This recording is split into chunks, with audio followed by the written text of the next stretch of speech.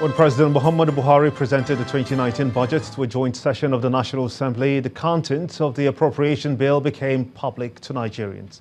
Since the presentation, the budget has been on the front burner of financial analysts continue to examine the assumptions. In this next report, Channel's business correspondent Temple Ashaju examines some areas of the concerns in the budget. Revenue is projected at 6.97 trillion naira, which is 3% lower than the 2018 estimate of 7.17 trillion naira. President Muhammadu Buhari says the budget for the final year of his first term in office will focus on inclusiveness, diversification, and growth sustenance of the national economy. In order to achieve this three-phase economic agenda, the president has placed before the National Assembly a total of 8.83 trillion naira pending proposals for the new year, looking to increase infrastructure spending as well as defense, education, and healthcare. But the new budget comes at a time when oil prices have been battered by oversupply, geopolitics, and weak demand in China and elsewhere. Next year, the new budget faces an uphill task of achieving oil price benchmark of $60 a barrel, an estimated total output of 2.3 million barrels per day, and higher non-oil revenue targets. I think the budget is a bit too ambitious. Again, you also have to look at it against the backdrop of the major issues that we already have. The subsidy issue. Government is spending 1.6 trillion on subsidy. We are spending 30% of our recurrent revenue, servicing debt. In fact, up to 60% of independent revenue.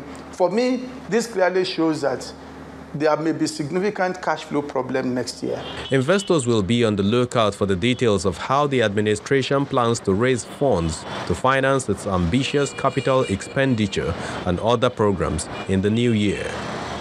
But the budget presentation by the president and the breakdown by the Minister of Budget and National Planning reveals more fiscal prudence and increased vigor at chasing higher revenue through taxes and excise duties, among others. The president has directed that action should be commenced to actually restructure the joint venture oil assets so as to reduce government shareholding to 40%, and that this must be completed in the 2019 fiscal year so that the revenues can be available to fund the 2019 budget. As the government and Nigerians look forward to a new year and a new budget, the ongoing election campaigns and political jostlings seem to be in sharp focus until the end of February next year. For now, the budget's 2019 journey has started, but with no set delivery date. Temple Ashaju, Channels Television News. Let's get some more perspectives on the 2019 budget, and I'm now being joined to discuss this. Is the president of the Chartered Institute of Bankers, Dr. Uche Olowo. I want to thank you so much indeed for joining us here on the News at 10. Let's begin from where Temple took off from. We heard some divergent, views towards this 2019 budget. For the former deputy governor of the CBN, Mr. Lemo, he says it is too ambitious. But do you think that this budget 2019 and the assumptions, as well as perhaps the revenues and then the expenditure profile, are they well aligned to deliver that kind of economic sustainable growth? Thank you for having me. Basically, yes, we look at more on the revenue assumptions. The oil price put at 60. Yes, right now it's calmed down, so there is that pressure. But if you recall, OPEC is going to cut down on the output, so you expect that will jolt up the price a little bit. So we're looking at, there's various suggestions looking at 60, 61, but there's no headroom, and I think that's where the major concern is. So that vulnerability is still there if there is any, crisis around, But I guess that there are a lot of output from the deep waters, because we're beginning to see a lot of projections coming on from the deep water, so sustain that revenue. We have not met that. What are the specific positive indicators? The Bonga field, the Egina and all that, you're going to see more output. But in terms of the pricing, that price, that the headroom is not there. And that's why the concerns for the revenue projection. What do you mean by the pricing? Are you talking about the exchange rate, or are you talking about $60 per barrel? No, the $60 per barrel certainly is I'm talking about the price of crude at 60, because that's basically the revenue. Where from the majority of that revenue is coming from the oil. So from a financial services sector perspective, how realistic do you think this budget is? It workable for Nigeria in 2019? What specific differences would we see from what is obtained now in 2018? No, the major departure would be fiscal prudence. More alignment between this fiscal and monetary policies, because that, the global climate has a lot of vulnerabilities. In China, you see what is happening in China, in the States, of course, so there's quite a lot of, even in Germany. And so what you expect actually is that we need to, have a more fiscal prudence, diversified revenue. I don't see it moving the needle, no doubt. I don't see it, because what we need is, how do we create more jobs? So policies that will enable the private sector to drive the necessary growth. With the budget, you don't expect that you have, any significant push. But what's the biggest challenge for this budget? The revenue. You heard the director of budgets, and the government is challenged. The revenue from other to fund the budget. That's the biggest challenge. The budget is the biggest challenge, no doubt about it. They are mooting the idea of increasing tax revenue, but I don't subscribe to that. Rather, you should, diversify the base net of, the collections. We should improve on our collection so that you can have revenue to fund those budgets. Because as it were, it's not going to. There's going to be some challenges. In what areas would you say, if you think about this, will the National Assembly, the legislatures, for instance, make significant changes to this budget proposal when they resume? Yeah, the point clearly for me, as patriotic as they are representative of the people.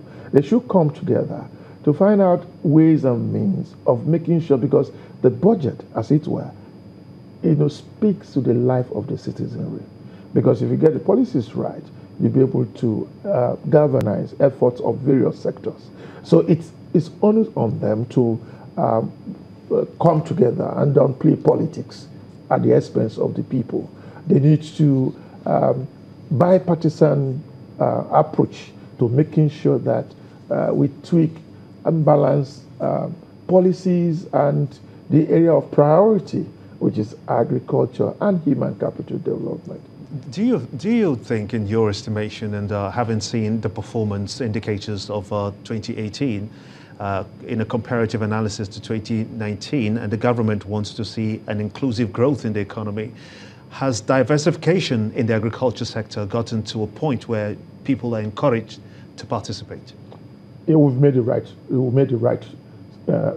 steps in the right direction. There are a lot of interventions from the central bank in that direction. So you're beginning to see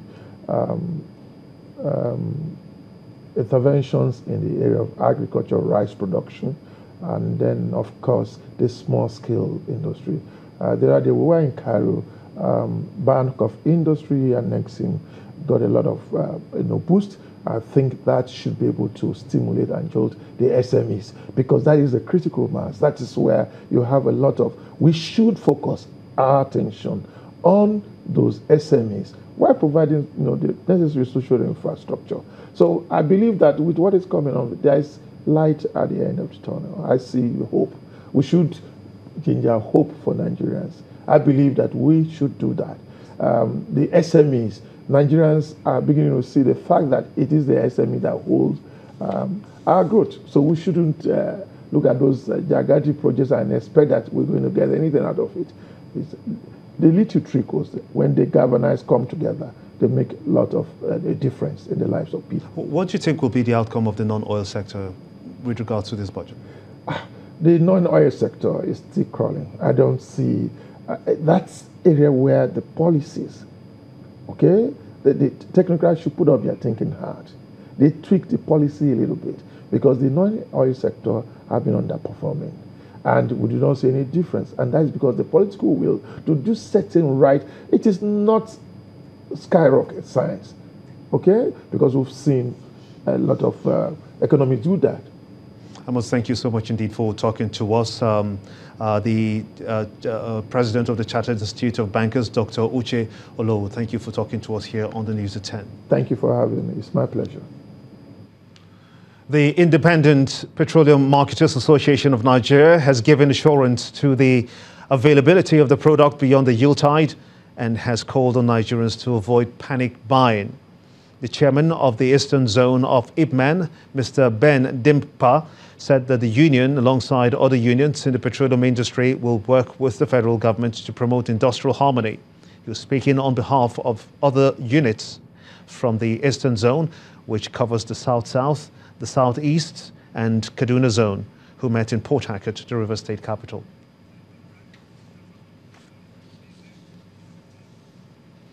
You're watching the News at 10 on Channels Television, reaching you live from Lagos. Let's quickly flip over to business news with Emana Amawe.